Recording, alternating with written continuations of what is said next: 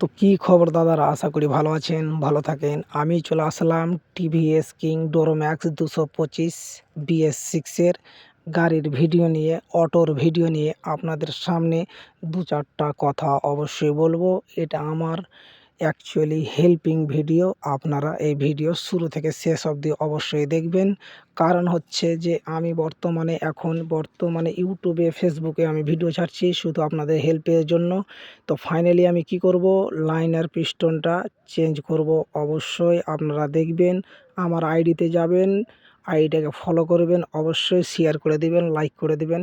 প্রতিদিন আমি এই ধরনের ভালো ভালো ভিডিও ছাড়ি, আর কথাগুলো কিন্তু মনোযোগ দিয়ে আমি কিন্তু বুঝাই। তো আপনারা ঠিকভাবে কাজ করবেন। যারা যারা নতুন মিস্ত্রি আছেন অবশ্যই আমার ভিডিও দেখে কাজ করতে পারবেন। ইঞ্জিনের ভিডিও, চাক্কার ভিডিও, হ্যান্ডেলের ভিডিও কিংবা আপনার ওয়ারিংয়ের ভিডিও সবই আমার বর্তমানে এই আইডিতে ছাড়া আছে, ইউটিউবে, ফেসবুকে অবশ্যই। তো ফাইনালি আমি লাইনার পিস্টন লাগিয়ে দিলাম। ডিটেলসে ভিডিও নিতে গেলে কিংবা দেখতে গেলে অবশ্যই আপনি কি করবেন, আমার চ্যানেলে যাবেন, অবশ্যই দেখতে পাবেন। তো ফাইনালি আমার লাইনার পিস্টন পরানো হয়ে গেছে। তো আশা করি এখন হেড লাগাবো। তো প্রথমে দিতে হবে আপনাকে দুটো ডাউল, তারপরে দিতে হবে একটা গ্যাসকিট, আর পিস্টনকে টপে রাখতে হবে। তো আমার এই ভিডিওগুলোকে মনোযোগ দিয়ে অবশ্যই দেখবেন। তারপরে এই যেভাবে আমি একটা ডাউল এখন দিয়ে দিলাম, আর ওপরে অলরেডি একটা ডাউল দেওয়া আছে। তো ফাইনালি আপনারা কি করবেন, অবশ্যই চ্যানেলটাকে ফলো করবেন, আর সবকে দেখার সুযোগ করে দিবেন, অবশ্যই শেয়ার করে দিবেন। কারণ হচ্ছে যে আমি এই ধরনের ভিডিও প্রতিদিনই ছাড়ি। আমার ঠিকানা, যারা ওয়েস্ট বেঙ্গল থেকে দেখছেন, আমার ঠিকানা কুতুবগঞ্জ রিকোভারি প্রাইমারি স্কুলের পাশে। মালদা থেকে প্রায় আমার দোকান পড়ে প্রায় আপনাদের 18 কিলোমিটার। রোডের ধারেই আমাদের গ্রামের, মানে যেটা স্ট্যান্ডের নাম কুতুবগঞ্জ বলে, ওখানে রিকোভারি একটা হাসপাতাল আছে। তো ফাইনালি আমি হেড সেটিং করার জন্য spring, washer, valve, oil seal আমি ঠিকভাবে সাজিয়ে রেখে দিয়েছি। শুধু কি করতে হবে, আপনাকে এক কোর থেকে দেখতে হবে যে কি করছি। তো ফাইনালি আমার হেডের ভিডিও আরও অনেকটি ছাড়া আছে। তো ফাইনালি অয়েল সিল দুটোকে কি করতে হবে, আপনাকে মোবিলে ভিজিয়ে নিতে হবে। ভিজিয়ে নেওয়ার পর আপনাকে ফাইনালি অয়েল সিলটাকে চাপ দিতে হবে। একাই আছি, অসুবিধা হচ্ছে, আপনাদের আশীর্বাদে যতটুকু পারবো অবশ্যই। আমার এখানে কি করা হয়, বাজাজ ম্যাক্সিমার কাজ হয়, তারপরে বাজাজের কাজ হয়, যেটা প্যাসেঞ্জার গাড়ি ছোটোটা, তারপরে টিভিএস কিংয়ের কাজ হয়, তারপরে প্যাজিওর কাজ হয়। আপনি যদি চাইতে গেলে, আপনি যদি মোটরসাইকেলেরও ঠিক করতে চান, তো অবশ্যই আমার স্ক্রিনে নম্বর দেওয়া যোগাযোগ করবেন। তো ফাইনালি বেশিরভাগ আমি অটোর কাজ করি এখানে। মোটরসাইকেলের কাজ বর্তমানে জানা আছে, এর আগে মোটরসাইকেলের কাজ করতাম, এখন ফাইনালি অটোর কাজ করছি, মোটরসাইকেলেরও করছি, কিন্তু বেশিরভাগ অটোরই কাজটা করি।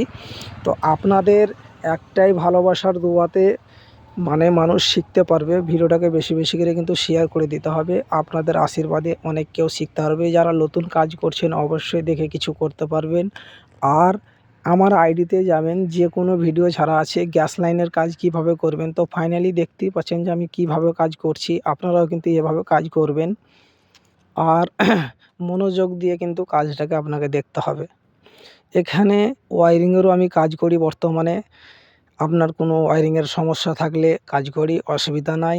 আর বর্তমানে যে কোনো জায়গাতে শুকনো দিয়ে কাজ করবেন না, অবশ্যই মোবিল দিয়ে হার জায়গাকে আপনাকে ভিজাতে হবে।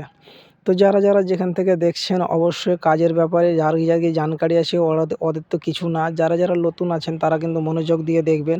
আর যারা যারা অ্যাকচুয়ালি পুরাতন আছে, দাদা আমার, ভাই আমার, আপনাদের কাছে যদি ভিডিওটা অলরেডি পৌঁছে থাকে তো অবশ্যই ভিডিওটাকে শেয়ার করে দেবেন।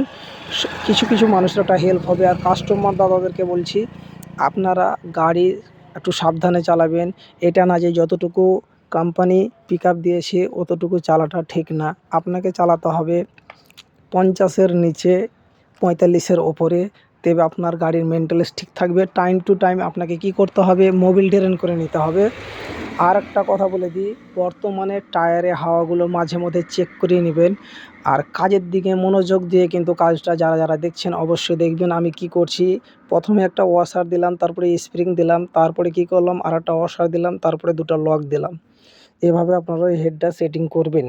তারপরে হাতুড়ের বাড়ি মেরে কিন্তু হেডের ওপরে, ভাল্বের সাইডটাতে হাতুড়ু বাড়ি মেরে একটু চেক করে নেবেন যে আমার লক দুটো বসলো কিনা।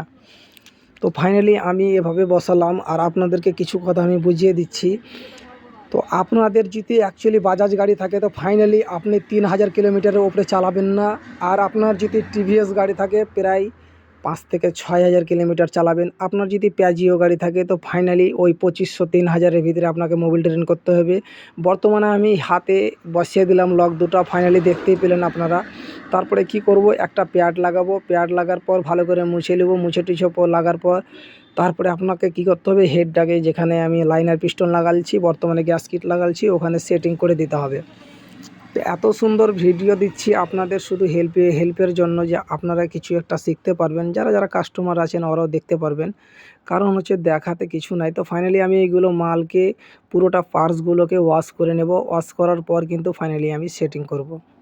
তো আপনাদের কাছে একটাই অনুরোধ, যে ভিডিওগুলোকে আপনারা উপরে তুলবেন না, শুরু থেকে শেষ অবধি অবশ্যই দেখবেন। ভিডিওটা একটু বড় হতে পারে কিন্তু শিক্ষার শেষ নেই দাদা, শুরু থেকে দেখতে গেলে অবশ্যই কিছু একটা বুঝতে পারবেন।